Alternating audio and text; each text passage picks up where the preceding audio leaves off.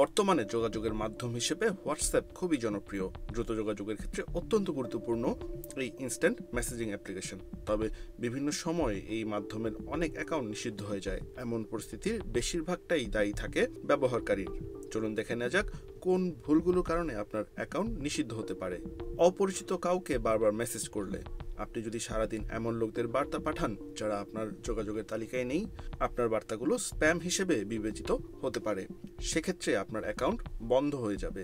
কাউকে হুমকি দিলে, আপনি যদি কাউকে হয়রানি বা হুমকি দেওয়ার উদ্দেশ্যে মেসেজ পাঠান, তবে আপনার অ্যাকাউন্ট বন্ধ হয়ে যাবে।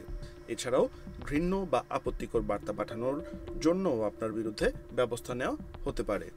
আপনার অ্যাকাউন্টের বিরুদ্ধে রিপোর্ট করলে, যদি অনেক ব্যবহারকারী আপনার অ্যাকাউন্টে রিপোর্ট করে থাকেন, তাহলে কোম্পানি আপনার বিরুদ্ধে ব্যবস্থা নিতে পারে। কোম্পানি আপনার অ্যাকাউন্ট বন্ধ করতে পারে। আপনাকে রিপোর্ট করা ব্যক্তিটি আপনার পরিচিত তালিকায় অংশ কিনা তা বিবেচ্য নয়। অন্য কারো নামে অ্যাপ ব্যবহার করলে, আপনি যদি অন্য কারো নামে প্রোফাইল ফটো বা পরিচয় দিয়ে মেসেজ করেন, তবে আপনার হোয়াটসঅ্যাপ অ্যাকাউন্ট ব্যান হয়ে যেতে পারে। এটি হোয়াটসঅ্যাপের কমিউনিটি গাইডলাইন লঙ্ঘন হিসেবে বিবেচিত হয়।